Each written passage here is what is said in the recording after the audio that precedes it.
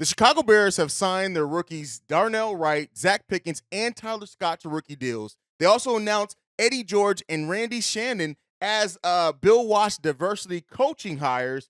And lastly, we're going to ask if Danielle Hunter could be a potential target for the Chicago Bears at that edge position. We're going to get to all that and more right after this. You are now tuned in to Chicago Bears Central, your number one place for all Chicago Bears news and content. All right, Bears fans, welcome to another episode of Chicago Bears Central, your number one spot for everything Chicago Bears related. If you want to follow me right off the top, you can do so at CEO Haize, that's CEO Haize. If you want to follow the show, you can do so at Shy Bears Podcast, Shy Bears Central on every social media platform. Can I not get their own social media right? But let's get into the content for today. So the Bears have announced that they have signed Darnell Wright, Zach Pickens, and Tyler Scott to their rookie-level deals. Darnell Wright is a 4-year deal worth $20 million and a $12 million signing bonus. That man got paid. Let's hope that he produces. He's going to be in there for a key position for the Chicago Bears. On top of that, having him come in, go ahead and locking him up with that deal, considering where he was selected at as well, it all makes sense for the Chicago Bears and Darnell Wright. Glad to see that man get his money. Zach Pickens also signs a 4-year deal that includes a $1.1 million signing bonus with workout bonuses in years 2, 3, and 4 of the deal. And then we also have signed Tyler Scott to a deal. The details of that have not been disclosed as of yet, but we already know Tyler Scott probably factors in to be a pretty big role eventually for the Chicago Bears. We'll see how big it is, at least into that rookie year. But considering decisions around other players in that position, he could be thrust here in the next couple of years into a position where we absolutely need him. And just considering overall, the talent level that he brings in, if he can hold on to the ball, the speed that he has, the game-changing speed, the fact that they're trying to work him in that slot, we'll end up seeing how that ends up working for him and the Chicago Bears. But at least right now, they've locked their rookies up to deals. They're going to keep them here for a long time. And, it's not super, big news or anything. We expected that. None of these rookies were at a risk of not making the team. So, it is what it is there. And we add to this already signing Noah, signing Terrell Smith, the cornerback there as well, and our 7th-round defensive tackle, Travis Bell, and safety Kendall Williamson all have signed rookie contracts. The Bears are locking in their young studs. And, really seeing how they develop over the next couple of years is going to be important. A lot of those young players could be starters, maybe even on day one, but by the end of the season as well. So we're going to really take a look at what that means overall in the long term for the Chicago Bears. But let's go ahead and move on to it. So as part of the Bill Walsh diversity coaching hires that the Bears could do, this allows for the Bears to hire collegiate coaches that their seasons are done and come in for OTAs and do some coaching. Eddie George was one of that as well. And then you have also Randy Shannon, who's also going to join the Chicago Bears in that area. And so, again, bringing in, maybe even looking at maybe some coaches that could be key for you down the road. Both these guys are already coaches on the collegiate level. Eddie George, I believe, is a head coach at the collegiate level as well, but gets to come in, during their offseason. They get to come in, work for the Bears, OTAs. I would love to see. Can we get Eddie George to mentor Roschon Johnson? Can that, if for nothing else than this diversity hire, if for nothing else at all, right?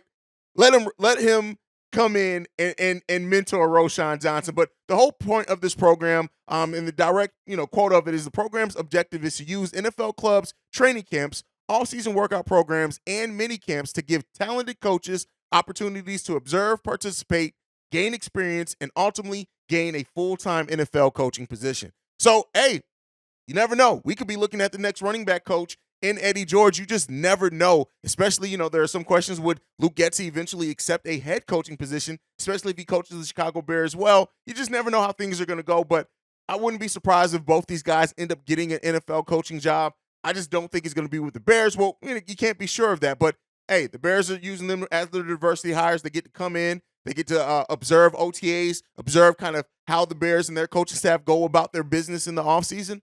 And you never know. That while this is not anything long-term, having the right mentor for the right player and kind of somebody to take them under their wing, you never know how that could end up developing as well. But let's get into the topic that I wanted to talk to you guys about as well on this. As we know, Ryan Poles has already said that they are exploring some things to do on the edge, whether that's trades, whether that's free agents. We talked heavily about free agents that are out there like Yannick Ngakoue, Frank Clark. Like we've talked about those rookies that are out there, those free agents that are out there potentially for the Bears to go after and sign and add to this roster, add some much needed talent at that edge position. But another one that just popped up recently, and this would be a trade target, right? We already know Chase Young has been heavily talked about. He's a former number 2 overall pick. What he can end up bringing for the Chicago Bears if they do decide to trade for him, what those assets could look like. But another one that could pop up is Danielle Hunter, right? And this is a guy who plays with the Vikings, has some health concerns, absolutely. But there are starting to be some things going around that the Vikings may be looking to move him. And considering when you look at him, 28 years old, 6'5", 263 pounds, depending on what it would take to get him, he could be a nice, a little bit of a risky acquisition, like I said, with the health aspect of it. But you got to look at it. This guy last season had 10.5 sacks playing in all 17 games, right? And the prior year to that, he only played 7 games, but still had 6 sacks. The 2 years prior to that, played all 16 games and had 14.5 sacks in both 2018 and 2019, right? Set out the 2020 season because of injury. What does he bring? He brings the ability to get to the quarterback. Now, yes, the injury concerns could be huge, and that's why the asking price would have to be right if they decide to go after him. You look at last year, he played outside linebacker in their system, but he absolutely can play on that edge. And when he lined up on the defensive line, which he lined up with 881 times out of his 923 total snaps, he had a 10.5 sack season for the Minnesota Vikings. This guy could absolutely be somebody that the Bears could go after. Maybe get, I wouldn't say cheap. 10.5 sacks last season, you're not going to get that necessarily cheap, but he could come in and definitely bring a skill set that the Bears do need. You think about adding pressure like that can come from the edge, as well as what our interior defensive line, that pressure that we expect to bring in the middle this season. It could be a big signing that pays off big for the Chicago Bears, and I, for one, would not be mad at all to see the Bears go after Danielle Harris and to see what he can bring in. Again, not saying it's the perfect acquisition. You guys know, Chase Young, to me, if the Bears go after and get Chase Young for a third, maybe another future pick or whatever, I would see that as an absolute great get for the Chicago Bears. But Danielle Harris can absolutely still pay off as a big dividends for the Bears as well. He's one of the best defensive ends in the league. And yes, there's some questions around that health aspect of it. But he stayed pretty much healthy since 2021, coming back from health. Yes, only playing 7 games, but but he played primarily all the games last season and came in and performed. That's what it is. And when you look at the Vikings and already what they're doing, already trading Zadarius Smith going away. There's rumors going that Dalvin Cook also could be on the chopping block. If Hunter is the next one up in that Minnesota Vikings team to be made available and for them to be willing to trade, I think the Bears should be one of the first teams calling in a case like that. He brings a skill set at a position of need for the Bears. Again, not necessarily no huge long-term money attached to him either. So if it doesn't work out, you can get out of that deal.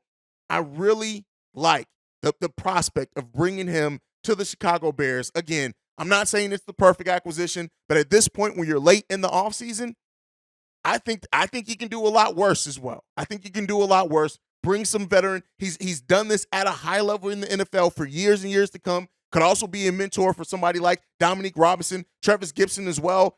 Him being on the other side of a player like that, it could be very big for the Chicago Bears. I, for one, would not mind it at all. But again, that's kind of out of the Bears' control. It depends on if the Minnesota Vikings actually do make him available, as some rumors are swirling around that, and his availability there. If he is made to be available, I think the Bears should be calling. Let me know what you guys think down below. Do you think that the Chicago Bears should be one of the people calling about Danielle Hunter if he is available? Let me know what you guys think on that down below. Now, before we go, a couple of things that we want to talk about is while we're getting excited about the new rookies, right?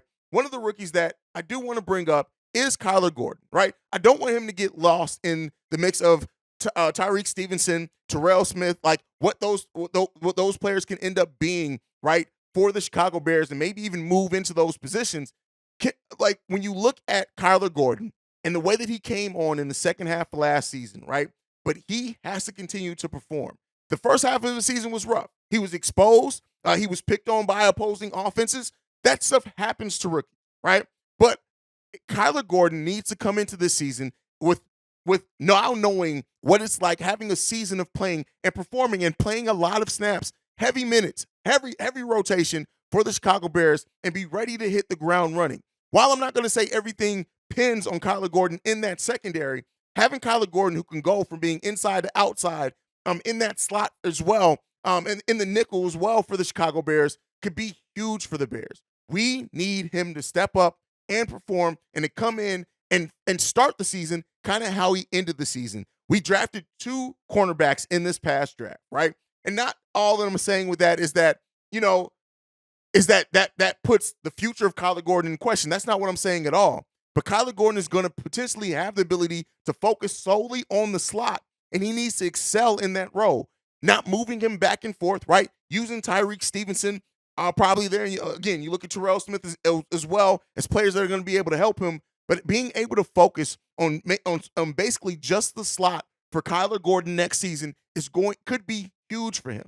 We want to see him come in and have a big season for the Chicago Bears because I tell you what, that Bears secondary, I'm extremely excited about what this secondary could turn into for the Chicago Bears in 2023. We can have one of those secondaries that hits hard, gets to the ball, attacks, and even can be used in blitzes as well.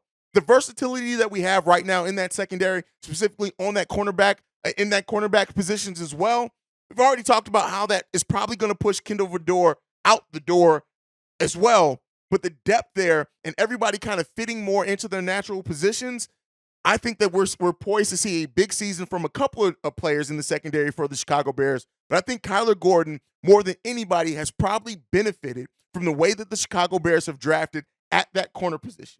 And I think he's going to operate in that slot extremely well. Now, one thing with Kyler Gordon, he allowed 1.91 yards per snap in the slot last season, where he allowed 1.61s while he was on the outside. But you can't take away too much from that just because of just how overall the defense was at times last season, not being able to get pressure on the quarterback. When you add in pressure on the quarterback on top of what Kyler Gordon has already showed in the slot, hey, listen, I think Kyler Gordon is poised to have a very big season for the Chicago Bears next season. Let me know what you guys think on that down below. Now, before we go, very last topic, one of the things that we celebrated here, and I think a lot of Bears Nations also celebrated, is Sam Mustipher no longer being on the Chicago Bears roster. Well, yesterday he was picked up by the Baltimore Ravens, which is crazy that Sam Mustipher still found a job in the NFL. But I just wanted to mention that, thank God, Sam Mustipher is no longer a Chicago Bear.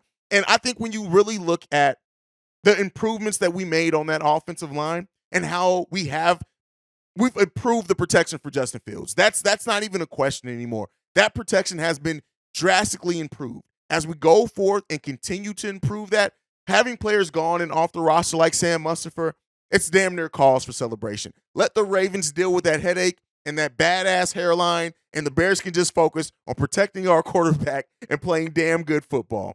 But that's it. Had to have a little bit of a petty moment for me, C-Dub, and Bobby, because we all hate Sam Mustipher. But that is it. Thank you for tuning in to another daily episode of Chicago Bears Central. Make sure you guys are following the show at Chi Bears Central on every social media platform. You can also send us any feedback, questions, comments, concerns, chicagobearcentral@gmail.com. And then lastly, if you want to leave a text message and or voicemail for our mailbag episodes going down on Fridays and Saturdays, the number to do so, 773-242, I forgot the number, 773-242-9336. We are the number one spot for everything Chicago Bears related. Like I like to end every episode on, bear down. Love you guys. Peace. This has been a presentation of the Break Media.